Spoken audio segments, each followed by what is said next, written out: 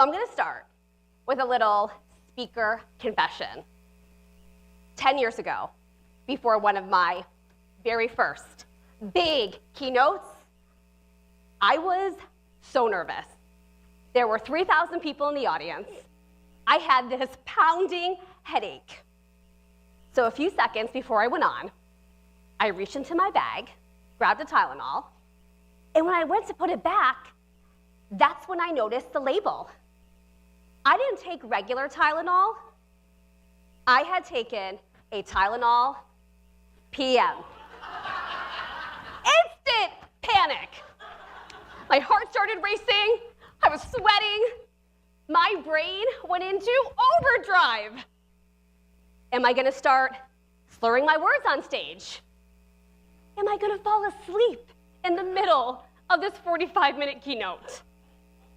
Is everybody going to think I'm drunk? Of course, none of that was actually happening yet. But my brain was fully reacting to what might happen. Because that's what our brains do. They don't wait for danger to show up. They respond to the possibility of it. Research shows our brains find uncertainty more stressful than hearing bad news. And uncertainty is one of the biggest stressors we are all dealing with, right? Both personally and professionally.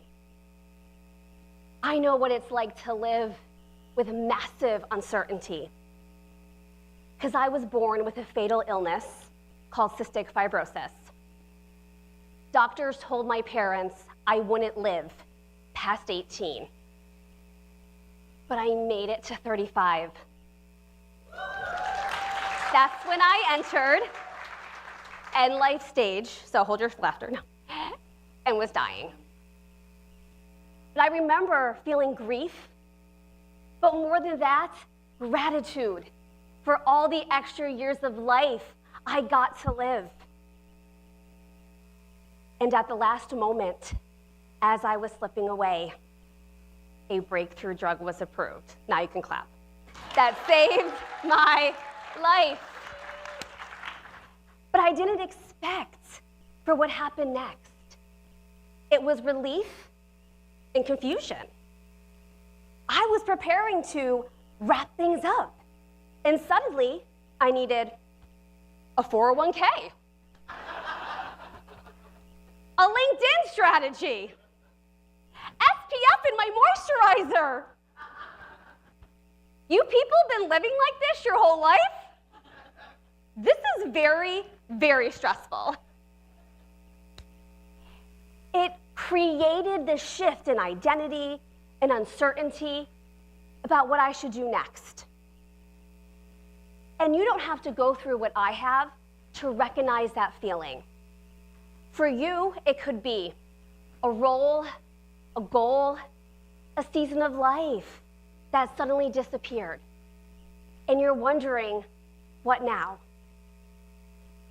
For me, I realized everything I needed for this next phase to live, to really live, I had already learned while I was dying. The truth is, our lives are made up of one small line, a tiny dash between two dates. And what we do inside that dash, it matters. It matters what we do. So the next time that you find yourself in a situation of uncertainty, I want you to make the decision to decide what you want. Don't wait for a crisis to get clear. Ask yourself, what will still matter at the end of my dash? Then act before you feel ready.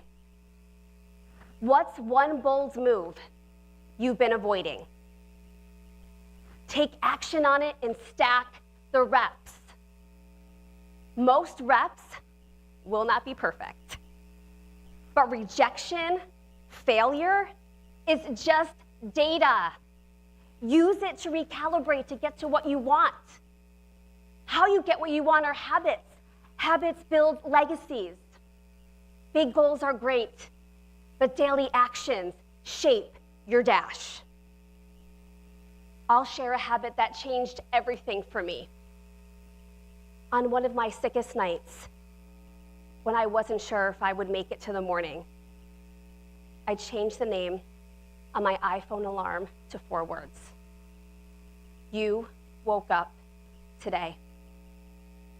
It was a reminder, if I got to wake up, I may get to live another 24 hours. And I was gonna make them count.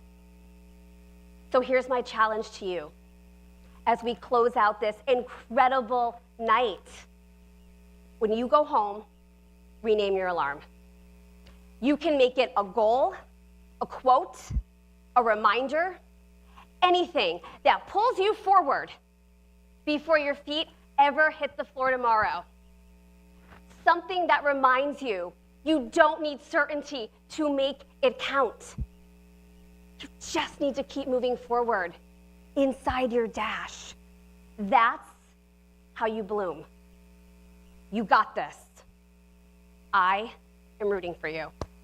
Thank you.